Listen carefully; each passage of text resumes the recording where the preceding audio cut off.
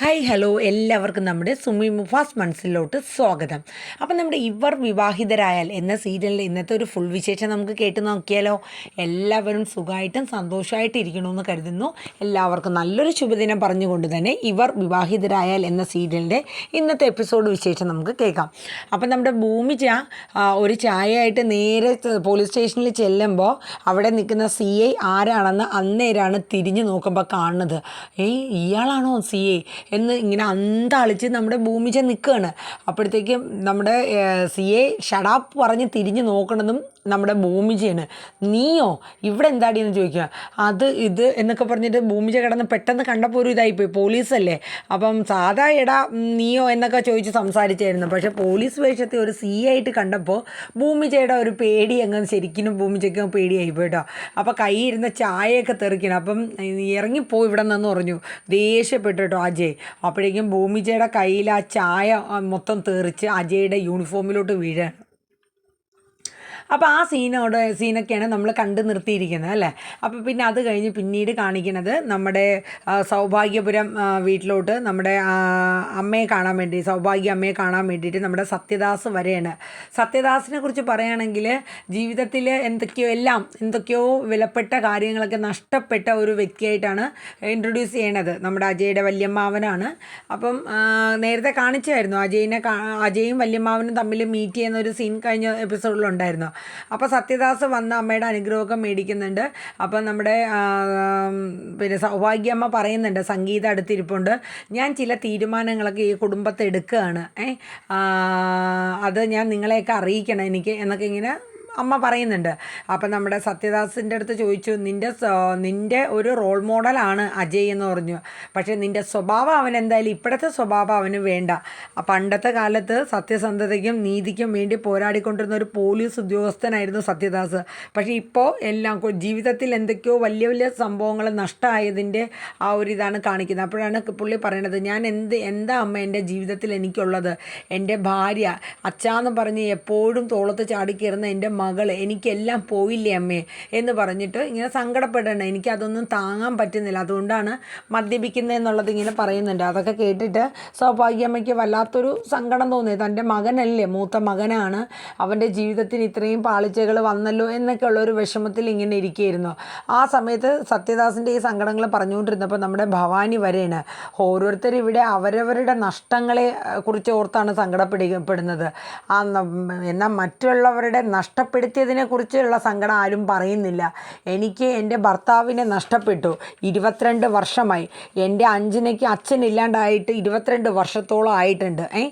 പിന്നെ സൗഭാഗ്യ ഫാർമസ്യൂട്ടിക്കൽ, കേരളത്തിലെ തന്നെ ഏറ്റവും നമ്പർ 1 ഫാർമസ്യൂട്ടിക്കലായിരുന്ന ഫാർമസ്യൂട്ടിക്കൽ എങ്ങനെ നഷ്ടപ്പെട്ടു, എനിക്ക് എൻ്റെ ഭർത്താവ് സാഗരേട്ടൻ എങ്ങനെ എനിക്ക് നഷ്ടമായി, ഇതിനൊക്കെ ഞാൻ പകരം ചോദിക്കും, എനിക്കിതാരാ നഷ്ടപ്പെടുത്തിയത് എന്നൊക്കെ പറഞ്ഞിട്ട് ഭവാനി കുറേ അങ്ങോട്ട് എണ്ണിപ്പിറക്കി ഭീഷണി സ്വരത്തിൽ സംസാരിക്കാൻ കേട്ടോ. എന്നിട്ട് പോവാണ്. അത് കഴിയുമ്പോഴേക്കും സത്യദാസ് പറയാം, അമ്മേ അവളുടെ സംസാരം കേട്ട് കഴിഞ്ഞാൽ ഞാൻ എൻ്റെ അനുജനെ കൊന്നു എന്നാണ് അവൾ പറയണത്, ഞാൻ അറിഞ്ഞും കൊണ്ട് എൻ്റെ അനുജനെ അങ്ങനെ ഒരു ദ്രോഹം വരുത്തി വെക്കുമോ അമ്മേ എന്നൊക്കെ ഇങ്ങനെ സത്യദാസ് സങ്കടപ്പെട്ട് പറയണ. നീ വിഷമിക്കേണ്ട മോനെ, കാലം എല്ലാം തെളിയിക്കും എന്ന് നമ്മുടെ സൗഭാഗ്യമ്മ പറയുന്നുണ്ട്. എന്തായാലും നമ്മുടെ ഭവാനിക്ക് അവൾക്ക് ഈ കുടുംബത്തിൽ അവൾ ആരും അല്ല, അവളും മോളും ആരും അല്ല എന്നുള്ളൊരു ഭാവമുണ്ട്. അതിനി മാറണം. ഞാൻ അതിനു വേണ്ടി ചില തീരുമാനങ്ങളൊക്കെ എടുക്കുകയാണ്. അതായത് അജയ്യെ കൊണ്ട് നമ്മുടെ അഞ്ജനെ കല്യാണം കഴിപ്പിക്കണം. അഭിരാമി ഇപ്പോൾ എവിടെയാണെന്ന് കൂടി അറിയില്ല. അതായത് ഇവർ 2 പെൺകുട്ടികളുണ്ടല്ലോ, അതിൽ ഒരു പെൺകുട്ടി മിസ്സിങ് ആണ്. അതാണ് അതിൽ പറയുന്നത്. അഞ്ജന ഭവാനിയുടെ മകളാണ്. അപ്പോൾ അഞ്ജന മുറപ്പെണ്ണാണ് നമ്മുടെ അജയുടെ. അപ്പം അജയെ കൊണ്ട് അഞ്ജനെ വിവാഹം കഴിപ്പിക്കാനാണ് നമ്മുടെ സൗഭാഗ്യമ്മ തീരുമാനിക്കുന്നത്. ഇനിയിപ്പോൾ അഞ്ജനയ്ക്ക് സ്വത്തുക്കളൊന്നും ഇല്ലയെന്നാണെങ്കിൽ എൻ്റെ പേരിലുള്ള സ്വത്തുക്കളെല്ലാം ഞാൻ അഞ്ജനയുടെ പേരിൽ എഴുതാം. അപ്പോൾ സംഗീത പറയും, ഇവിടെ സ്വത്തുക്കളാണോ അമ്മേ, അമ്മ അങ്ങനെയൊന്നും കണക്കാക്കണ്ട, അമ്മ തീരുമാനങ്ങൾ എടുത്തോളൂ എന്നിങ്ങനെ സംഗീത പറയുന്നുണ്ട്. സംഗീതയുടെ മകനാണല്ലോ അജയ്, അപ്പോൾ അവനെതിരെ അഭിപ്രായം ഒന്നും ഉണ്ടാവില്ല. അപ്പം നമ്മുടെ സത്യ ചോദിച്ചു, അല്ല അവനോടും കൂടെ ആ അഭിപ്രായം ചോദിക്കേണ്ടേ, അവന് താല്പര്യം ഉണ്ടോ ഇല്ലയോ എന്നുള്ളത്. അപ്പം മുത്തശ്ശി പറഞ്ഞു, ഞാനൊരു തീരുമാനം എടുത്തു കഴിഞ്ഞാൽ പിന്നെ അതിന് മാറ്റങ്ങളൊന്നും ഇല്ല എന്നിങ്ങനെ സത്യഭാമ പറയാണ്. അപ്പോൾ അതൊക്കെ കഴിഞ്ഞിട്ട് പിന്നീട് കാണിക്കുന്നത് നമ്മുടെ ഭൂമിജ രാത്രി കടയൊക്കെ ഷോപ്പൊക്കെ അടച്ചിട്ട് വന്ന് അവർ ഫുഡൊക്കെ കഴിച്ച് ഉറങ്ങാനായിട്ടുള്ള തയ്യാറെടുപ്പാണ്. അപ്പോൾ നമ്മുടെ അംബികയും അച്യുതനും ഒക്കെ ഉറങ്ങാനായിട്ട് കഥ അടയ്ക്കാൻ പോകുമ്പോഴേക്കും നമ്മുടെ ഭൂമിജ ഓടി ചെല്ലാണ്. അതെ, ഇന്ന് ഞാനും ഇവിടെ കിടക്കണം, ഒരു പുതപ്പും പിടിച്ചിട്ടുണ്ട്. അപ്പം നമ്മുടെ അംബിക പറയും, എടി വലിയ പോത്ത് പോലെ വളർന്നു, കെട്ടിക്കാറായി, ഇനി നിനക്ക് നാണയില്ല അച്ഛൻ്റെ അമ്മേനെയും കെട്ടിപ്പിടിച്ച് കിടക്കാനൊക്കെ. അതെ, ഞാൻ ഇന്നും നിങ്ങളുടെ കുഞ്ഞു വാവയാ എന്ന് പറയും. എന്നിട്ട് അങ്ങനെ കിടക്കുകയാണ്. അപ്പം വർത്തമാനം പറയാനായിട്ട് നിൽക്കുമ്പോഴത്തേക്ക് നമ്മുടെ അംബിക പറയും, അതെ നാളെ നേരം വെളുക്കുമ്പോൾ എണീക്കാനുള്ളതാണ്, അതുകൊണ്ട് മോള് വേഗം കയറി കിടക്കാൻ പറയും. അപ്പം നമ്മുടെ ഭൂമി പറയും, അതെ അമ്മ, എനിക്ക് ഇന്ന് രാവിലെ മുതൽ ഈ കാലിന് ഭയങ്കര വേദനയാണ്. അങ്ങനെ നമ്മുടെ അച്യുതൻ ആ കാലെടുത്ത് മടിയിൽ വെച്ചിട്ട് തിരുമ്മി കൊടുക്കുകയാണ്. എന്നിട്ട് കിടക്കുകയാണ്. അപ്പോൾ നമ്മുടെ ഭൂമിജ പറയും, അച്ഛൻ്റെ ആ കഥയെന്ന് പറഞ്ഞെന്ന് പറയും. അതായത് പണ്ട് കാലത്തുള്ള നമ്മുടെ അംബികയായിട്ടുള്ള റൊമാൻറ്റിക് ആ ഒരു സ്റ്റോറിയാണ് പറയണത്. അപ്പം അച്യുതൻ അതൊക്കെ പറയുന്നുണ്ട്. വർഷങ്ങൾക്ക് മുമ്പ് ഞാൻ ചൂട്ടും കത്തിച്ച് നാടകം കാണാൻ പോകാറുണ്ടായിരുന്നു. അതിലൊരു നാടകം അതിഗംഭീരമായിരുന്നു നിൻ്റെ അമ്മയുടെ. അന്നാണ് ആ നാടകം കഴിഞ്ഞ് ഞാൻ കൈയടിച്ച് അന്നാണ് ഞാൻ അംബികയായിട്ട് സംസാരിക്കുന്നത്. അങ്ങനെ ആ കഥകളൊക്കെ പറഞ്ഞുകൊണ്ടിരിക്കുകയാണ്. അത് കഴിഞ്ഞിട്ട് പിന്നെ കാണിക്കുന്ന ഒരു സീനെന്ന് പറയുന്നത്, ഈ അച്യുതൻ ഒരു ഡ്രൈവറായിരുന്നല്ലോ. അപ്പം ഒരു കാർ ഓടിച്ചുകൊണ്ട് വരുമ്പോൾ ഒരു റോഡ്, ഒരു ആളൊഴിഞ്ഞ ഒരു ഏരിയ, ഒരു ഫോറസ്റ്റ് പോലത്തെ സ്ഥലമാണ്. അവിടെ ഇങ്ങനെ കാർ ഓടിച്ച് വരുമ്പോൾ ഒരു മോള് ഇങ്ങനെ ചെറിയ കുട്ടി നടന്ന് വരികയാണ്. ഒരു 3 വയസ്സ് 4 വയസ്സിനകത്ത് പറഞ്ഞൊരു കുട്ടി. അപ്പോൾ ആ കുട്ടീനെ അച്യുതൻ്റെ വണ്ടി ഇങ്ങനെ ഇടിച്ച് തെറിച്ച് അത് വീഴുന്ന ഒരു സീനാണ് കാണിക്കുന്നത്. അപ്പോൾ അത് എന്താണെന്നോ ഏതാണെന്നോ ഒന്നും കാണിക്കണില്ല. പിന്നീട് പിറ്റേന്ന് രാവിലെ കാണിക്കുന്നു, നമ്മുടെ ഭൂമിജ എഴുന്നേൽക്കുമ്പോൾ അച്യുതൻ ഇപ്പോഴും ആ ഭൂമികയുടെ കാല് മടിയിൽ വെച്ച് ഇങ്ങനെ തിരുമ്മിക്കൊണ്ടിരിക്കുന്നു. ഭൂമിജയ്ക്ക് മനസ്സിലായി, അച്ഛൻ ഉറക്കമൊഴിഞ്ഞ് എൻ്റെ കാലിൻ്റെ വേദന തീരുന്നിടം വരെ ഇങ്ങനെ തിരുമ്മിക്കൊണ്ടിരിക്കുകയായിരുന്നു എന്ന്. ഭൂമിജയ്ക്ക് വല്ലാത്തൊരു സങ്കടമായിപ്പോയി. എന്തിനാ അച്ഛൻ എന്നെ ഇങ്ങനെ ഇത്രയേറെ എന്നെ സ്നേഹിക്കുന്ന, അതിനു മാത്രം ഭാഗ്യം ചെയ്തവളാണോ ഈ മോളെന്നിങ്ങനെ ചോദിക്കുന്നത്. അതിനു മാത്രം പുണ്യം ചെയ്ത ആളാണ് അച്ഛനെന്ന് പറയും. എനിക്ക് ഇങ്ങനെ ഒരു മോളെ കിട്ടിയതിൽ. കാരണം എൻ്റെ മകളെക്കുറിച്ച് മറ്റുള്ളവർ നല്ല അഭിപ്രായം പറയുമ്പോഴാണ് ഒരു അച്ഛന് അഭിമാനം എന്നിങ്ങനെ നമ്മുടെ അച്യുതൻ പറയും കേട്ടോ. അങ്ങനെ രണ്ടുപേരും കെട്ടിപ്പിടിച്ച് ഭയങ്കര സങ്കടവും ഭൂമിജയ്ക്ക്. അച്ഛൻ ഇത്രയേറെ എന്നെ സ്നേഹിക്കുന്നുണ്ടല്ലോ, അച്ഛനും അമ്മയും ഒരുപോലെ സ്നേഹിക്കുന്നുണ്ട്. അപ്പോൾ അങ്ങനെ അത് കഴിഞ്ഞ് അവർ അന്നത്തെ മോർണിംഗ് വാക്കിനൊക്കെ പോകാനുള്ള കാര്യങ്ങളൊക്കെ ചെയ്യണം. അച്ഛൻ വരണ്ട, ഞാൻ ഇന്ന് ഒറ്റയ്ക്ക് പോയിക്കോളാം, അച്ഛൻ ഇന്നലെ ഉറങ്ങിയിട്ടില്ല എന്ന് ഭൂമിജ പറയുമ്പോൾ പറയും, അതെ ഞാൻ വരാണ്ട് നീ പോയാൽ ശരിയാവത്തില്ല എന്നിങ്ങനെ പറയും. അപ്പം പിന്നെ അതെ എന്നാൽ പറയും ഭൂമിജ പറയും, എന്നൊരു കാര്യം ചെയ്യാൻ വേഗം റെഡിയാവും, നമുക്ക് പോകാമെന്ന് പറയും. അങ്ങനെ പോകാനായിട്ട് ഫ്രഷ് ആവാനായിട്ട് പോകണം. അപ്പോൾ ഈ സമയം നമ്മുടെ അച്യുതൻ ടോയ്ലറ്റിലോട്ടൊന്ന് പോയി ഈ മൂക്കൊന്ന് ചീറ്റുന്ന സമയത്ത് ബ്ലഡ് വരും കേട്ടോ. പിന്നെയും ചീറ്റുമ്പോൾ കട്ടയ്ക്ക് ബ്ലഡ് വരുന്നുണ്ട്. അപ്പം പെട്ടെന്ന് പേടിച്ച് ആരോടും പറയില്ല കേട്ടോ, ഇങ്ങനെ ഭയന്ന് ഇങ്ങനെ ഇരിക്കുന്ന ഒരു സീനാണ് കാണിക്കുന്നത്. പിന്നെ കാണിക്കുന്ന സീന് നമ്മുടെ പിന്നെ സൗഭാഗ്യപുരമാണ്. അപ്പോൾ അവിടെ പൂജാമുറിയിൽ നമ്മുടെ സംഗീത നിലവിളക്ക് കത്തിക്കുന്നു. അതിനോടൊപ്പം തന്നെ സൗഭാഗ്യമ്മയും ഒക്കെ നിന്ന് എല്ലാം തിരിയൊക്കെ തെളിയിക്കാനുള്ള കാര്യങ്ങളൊക്കെ ചെയ്യുന്നുണ്ട്. എന്നിട്ട് പറയുന്നുണ്ട്, നമ്മുടെ ഭവാനിയുടെ അടുത്ത് ഇന്ന് ആ കാര്യങ്ങളൊക്കെ പറയണം, ഞാൻ ചില തീരുമാനങ്ങളൊക്കെ എടുത്തതിനെക്കുറിച്ച്. അപ്പോൾ സംഗീത നോക്കുമ്പോഴത്തേക്ക് ഭവാനി വെളിയിൽ നിൽക്കുക. അപ്പോൾ നമ്മുടെ മുത്തശ്ശി സൗഭാഗ്യമ്മ പറയും, മോളെ ഭവാനി നീ ഇങ്ങോട്ട് വന്നേ എന്ന് പറയും. എന്നിട്ട് പറയും, എനിക്ക് നിന്നോട് ചില കാര്യങ്ങളൊക്കെ ഇന്ന് പറയാനുണ്ട്, ഞാൻ ചില തീരുമാനങ്ങളൊക്കെ എടുത്തിട്ടുണ്ടെന്ന് പറയും. നീ ഈ നിലവിളക്ക് ആദ്യം ഒന്ന് കത്തിച്ചെന്ന് പറഞ്ഞ് ഭവാനിയുടെ കയ്യിൽ ആ നിലവിളക്ക് കത്തിക്കാനായിട്ട് ദീപം കൊടുക്കുകയാണ്. അങ്ങനെ ഭവാനി അത് കത്തിച്ച ശേഷം നമ്മുടെ സൗഭാഗ്യമ്മ പറയുന്നുണ്ട്, അതായത് ഞാൻ ഈ കുടുംബത്തൊരു കാര്യം തീരുമാനിച്ചു, അതായത് നമ്മുടെ അജയെ കൊണ്ട് നമ്മുടെ അഞ്ജനെ വിവാഹം കഴിപ്പിക്കുക എന്നുള്ളത്. അത് കേട്ടപ്പോൾ തന്നെ ഭവാനിക്ക് ഭയങ്കര സന്തോഷമായി. കാരണം ഈ കുടുംബത്തിലെ ചെറുമോനാണല്ലോ. അപ്പം എന്തായാലും എൻ്റെ മോക്കും എനിക്ക് സ്വത്തുക്കളും കാര്യങ്ങളൊക്കെ കിട്ടും. ആ ഒരു മെൻറ്റാലിറ്റിയാണ്, ഈ ഒരു വല്ലാത്ത ഒരു വൈരാഗ്യഭാവമാണ് ഭവാനിക്ക് ഈ സൗഭാഗ്യപുരം കുടുംബക്കാരോട്. അതായത് തൻ്റെ അധീനതയിൽ ഈ കുടുംബം, തൻ്റെ കാൽച്ചുവട്ടിൽ ഈ കുടുംബത്തെ കൊണ്ടുവരണം എന്നൊരു ലക്ഷ്യമാണ്. അപ്പോൾ ഇത് കേട്ടപ്പോൾ ഭവാനിക്ക് ഭയങ്കര സന്തോഷമായി. അല്ല അതിന് അജയ് സമ്മതിക്കുമോ? അപ്പം മുത്തശ്ശി അമ്മ പറഞ്ഞു, അതെ ഈ വീട്ടിൽ ഞാനാണ് തീരുമാനങ്ങൾ എടുക്കുന്നത്, അജയ് അത് ഇഷ്ടത്തോടു കൂടെ തന്നെ പറയുമെന്ന് പറഞ്ഞു. ഇനി നിൻ്റെ മോക്ക് അഞ്ജനയ്ക്ക് എന്തെങ്കിലും ഇഷ്ടക്കുറവാവോ? അവൾക്ക് അജയ് എന്ന് വെച്ചാൽ ജീവനാന്ന് പറയും. എന്നാൽ നിൻ്റെ മോളോടെ വേഗം ഇങ്ങനെ പോരാൻ പറയുമെന്ന് പറയും. അങ്ങനെ ഭവാനി സന്തോഷത്തോടു കൂടി പൂജാമുറിയിൽ നിന്ന് വരെയാണ്. അപ്പോൾ സംഗീതയ്ക്കും സന്തോഷവും അതുപോലെ തന്നെ സൗഭാഗ്യമ്മയ്ക്കും ഒക്കെ സന്തോഷമായി. കാരണം ഭവാനിയുടെ മുഖം തെളിഞ്ഞു കണ്ടല്ലോ.